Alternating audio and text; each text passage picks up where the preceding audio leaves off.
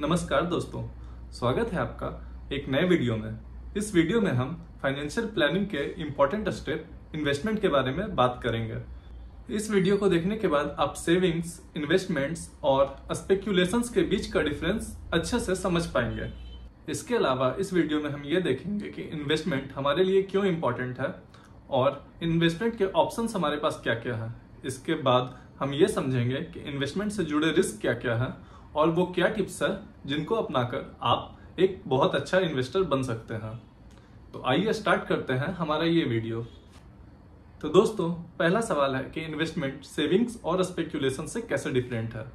तो सबसे पहले हम सेविंग्स से समझते हैं। दोस्तों, जैसे ही आपका इनकम होता है या फिर सैलरी आती है, आप कुछ पैसे सैलरी से बचा के अलग रख देते हैं। या तो घर की तिजोरी में रख सकते हैं या फिर आप बैंक अकाउंट में रख सकते हैं। तो जब आप अपने पैसे को इस तरह से सेफ रख देते हैं तो ये सेविंग्स होती है। हालांकि रिस्क इसमें भी है बट बहुत कम है। चोरी होने का रिस्क तो है ही, या फिर बैंक डूबने का तो रिस्क है ही, पर इसमें बहुत बहुत कम रिस्क है। इसके बाद हम समझते हैं इन्वेस्टमेंट को।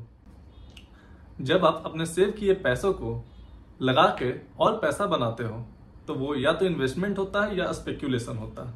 जब इसको आप बहुत कम रिस्क लेके उससे पैसा बनाने की कोशिश करते हो तो वो इन्वेस्टमेंट हुआ। और जब आप उसको लॉटरी में या ट्रेडिंग में या फिर किसी तरह के भी हाई रिस्क जगहों पे लगाते हैं और वहां से पैसा बनाने की कोशिश करते हैं तो वो स्पेक्यूलेशन हुआ। तो दोस्तों, उम्मीद है कि अभी तक आपको सेविंग्स, इन्वेस्टमेंट और स्पेक्यूलेशंस ये तीनों का डिफरेंस अच्छे से क्लियर हो गया होगा। तो आगे बढ़ते हैं और हम अपने दूसरे क्वेश्चन की ओर देखते हैं कि इन्वेस्टमेंट हमारे लिए इंपॉर्टेंट क्यों है। मानता हूं कि आपके पास घर है, बंगला है और गाड़ी भी है, पर फिर भी आपको इन्वेस्टमेंट की जरूरत पड़ने वाली है। क्यों? क्योंकि हो सकता है आपके कुछ फ्यूचर गोल्स हो जिनको आप अचीव करना चाहते हो। जैसे आपको एक नई गाड़ी खरीदनी है और उसके लिए फंड्स जुटाने हैं, या फिर आपको अपने बच्चे के हायर एजुकेशन या फिर मैरिज के लिए प्लान करना है और फंड्स चाहिए बाद में। इन सब के लिए आपको इन्वेस्टमेंट करना चाहिए। इसके अलावा हो सकता है कि आप जिंदगी भर 9 to 5 जॉब नहीं करना चाहते हो और दूसरों के या फिर अपने सैलरी पे डिपेंड नहीं रहना चाहते हो। तो इस केस में भी इन्वेस्टमेंट जो है आपकी मदद करता है।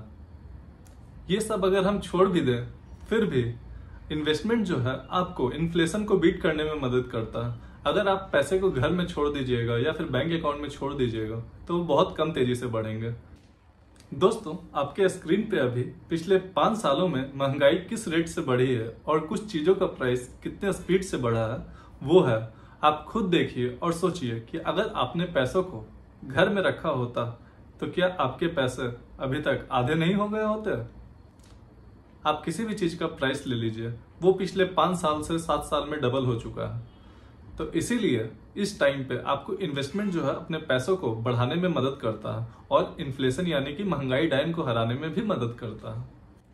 अब हम इन्वेस्टमेंट के कुछ टिप्स जानेंगे जिनको यूज करके आप जल्दी से जल्दी अपने फ्यूचर गोल्स तक पहुंच सकते हैं। तो दोस्तों, टिप नंबर 1 ये है कि जॉब लगने के बाद आप जल्द से जल्द अपने इन्वेस्टिंग जर्नी को स्टार्ट कर दें, क्योंकि आप पावर ऑफ कंपाउंडिंग तो जानते ही होंगे। जितना जल्दी आप अपने करियर में इन्वेस्टमेंट की शुरुआत करेंगे उतना ज़्यादा आपका रिटर्न मिलेगा। इसके अलावा आप ये जानिए कि इन्वेस्टमेंट जो है जरूरी नहीं पैसों पे ही किया जाए। हो सकता है कि आप अपने स्किल्स पे भी इन्वेस्ट कर सकते हैं। हमेशा अपने स्किल्स पे, अपने हेल्थ पे इन्वेस्टमेंट करने के पहले 2 बार ना सोचें। अब हम टिप नंबर 2 देखते हैं। आप जो है आपकी मंथली सैलरी जैसे ही आती है उसमें से एटलीस्ट 20% सेव करके साइड रख दें इन्वेस्टमेंट के लिए, और उसको धीरे धीरे करके जहां भी आप इन्वेस्ट करते हैं वहां इन्वेस्ट कर लें। अगर आप ऐसा नहीं करेंगे और सोचेंगे कि मंथ एंड में इन्वेस्ट करूंगा तो सैलरी आएगी और मंथ एंड तक खत्म हो जाएगी या बहुत कम बचेगा। इसलिए उसका वेट ना करें और स्टार्टिंग में ही उसको साइड रख के इन्वेस्ट कर लें। अब हम टिप नंबर 3 देखते हैं। दोस्तों, आपकी सैलरी जो है धीरे धीरे बढ़ते जाती है, उसी के साथ साथ आपका लिविंग स्टैंडर्ड और खान पान वगैरह सब बढ़ जाता है, पर बढ़ता क्या नहीं है आपका SIP। तो अगर आप SIP कर रहे हैं ऑलरेडी तो उसको अपने सैलरी के रेशियो में बढ़ाते जाए। इससे आपको अपने फ्यूचर गोल्स तक पहुंचने में बहुत कम टाइम लगेगा और आप अपने आप को थैंक्स कहेंगे। दोस्तों, ये सब तो हो गया इन्वेस्टमेंट के बारे में अच्छी बात है। अब हम इन्वेस्टमेंट से जुड़े रिस्क को देखते हैं। देखिए, इन्वेस्टमेंट जो है वो सेविंग से तो डिफरेंट है।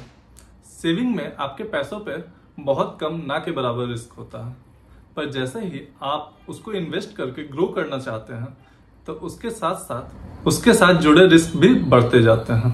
अब जनरली ये देखा गया है कि जिस हिसाब से आपका रिटर्न बढ़ता है उसी हिसाब से उसके साथ जुड़े हुए रिस्क भी बढ़ते जाते हैं। जैसे एफडी एक लो रिस्क ऑप्शन है तो इसमें रिटर्न्स भी कम है, वहीं स्टॉक मार्केट एक हाई रिस्क ऑप्शन है तो इसलिए इसमें रिटर्न भी ज्यादा है। दोस्तों, एक और बात, एक अच्छा इन्वेस्टर अपने द्वारा किए गए इन्वेस्टमेंट के रिस्क को अच्छे से समझता है और अपने पोर्टफोलियो को डाइवर्सिफाई करता है। इसका मतलब ये हुआ कि वो अपने सारे पैसे किसी भी एक जगह इन्वेस्ट नहीं करता और अलग अलग फाइनेंशियल इंस्ट्रूमेंट्स में इन्वेस्ट करता है। तो हमारे पास क्या क्या ऑप्शन है जहां पे हम इन्वेस्ट कर सकते हैं? वो ऑप्शन है हमारे पास gold, fixed deposits, share market में equities, mutual funds, index funds, real estate और बॉन्ड्स। इन सारे ऑप्शंस को हम एक एक करके डिटेल में नेक्स्ट वीडियो में देखेंगे। तो दोस्तों, ये एक सीरीज होने वाला है जिसमें हम एक एक करके सारे फाइनेंशियल इंस्ट्रूमेंट्स के बारे में डिटेल में जानेंगे। तो इसलिए चैनल को सब्सक्राइब कर ले और घंटी बजा दे ताकि अगले वीडियो की नोटिफिकेशन आपको पहुंच जाए। धन्यवाद।